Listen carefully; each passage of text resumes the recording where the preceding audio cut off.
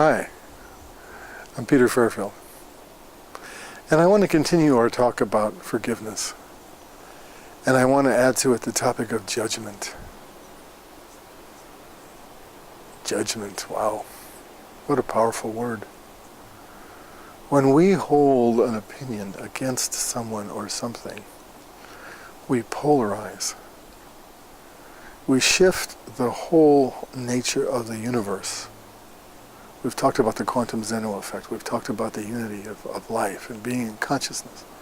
We've talked about the illusion of time and space. So once we understand those things, there's a fundamental nature of unity that we have as a life, as we have as a people, as we have as a consciousness, as we have as a world, as we have as a solar system in the universe. But as soon as we reach a point of judgment, I'm right, you're wrong. This is wrong, this is right. We move farther into ego. We move farther into suffering. We move farther into separation. I don't want to live there. I've lived there. I mean, probably one of the less positive forces of my life is an interest in politics. I could very easily, and am sometimes, polarized with strong opinions against certain ideologies, certain beliefs, certain provocateurs of certain beliefs on the political scene. I think we can all go there. But it does not help. I mean, we have to wake up, we have to see what's happening, we have to act within the purview of our own heart and our own soul and our own passion. We can't forget that. But at some place, we have to remember that there's a bigger, wider reality that can connect things. Like, for instance, there's a part of our brain, way up in the top of our skull, just below what would be the crown chakra, interestingly enough. It's called the anterior cingulate gyrus. One of the functions of the anterior cingulate gyrus is that it puts opposing viewpoints in a big enough space so that we can understand their relationship. Now, a great deal of my training is in Chinese medicine, Oriental thinking, Eastern spirituality, that sort of thing. So I've spent a fair amount of time thinking about the notion of yin and yang, which is the fundamental dance of opposites. But in that way of thinking, it's not that they're polarized. It's not that you have a yin and a yang magnet that are resistant to each other or so clapped together that they don't work, or that you have some buffer between them. It's a fluid interaction of give and take and give and take. The whole yin-yang symbol that you see is called the Tai Chi, where you see the black kind of drop and the white drop, and they're going.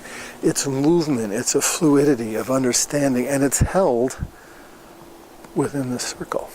The circle that represents the whole. It's not this and this, it's not the red states and the blue states, or whatever your demarcation is, or the Muslims and the Christians, or the Buddhists and this or that. It's not that. It's the place that holds all of them. That's where the truth comes. That's where the unity comes. That's where the creativity and the clear vision, and it's what allows our hearts to be open.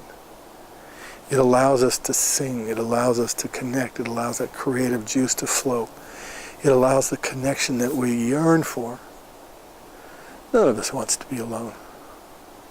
We've all felt alone. We've been in perhaps a big stadium or on a bus with people, or in our job, in an office with lots of people, or even in our family. And sometimes we just feel alone surrounded by people. And that's what separation does, energetically, psychically, socially.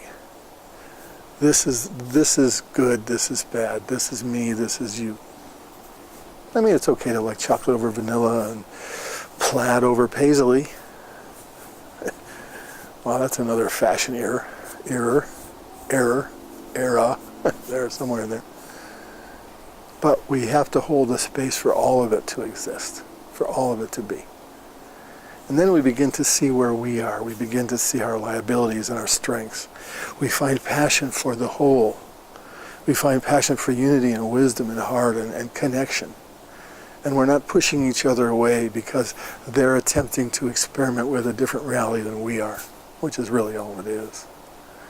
When we step back and back and back farther, and pretty soon, you can be at a political headquarters, or you could be in a religious conflict, or you can be whatever in this world. You can think about all the conflicts that there are.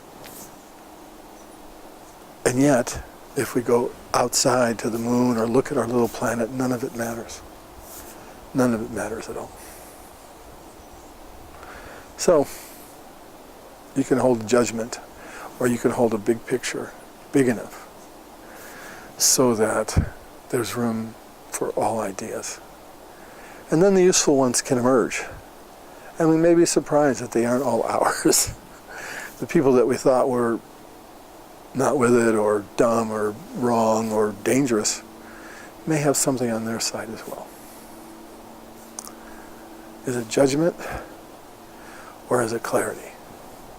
Is it separation, or is it unity and understanding and connection? You make a choice.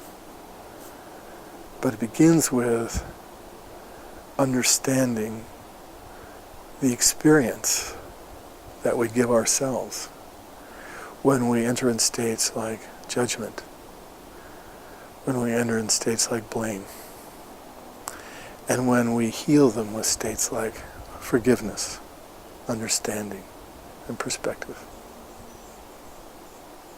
Thanks.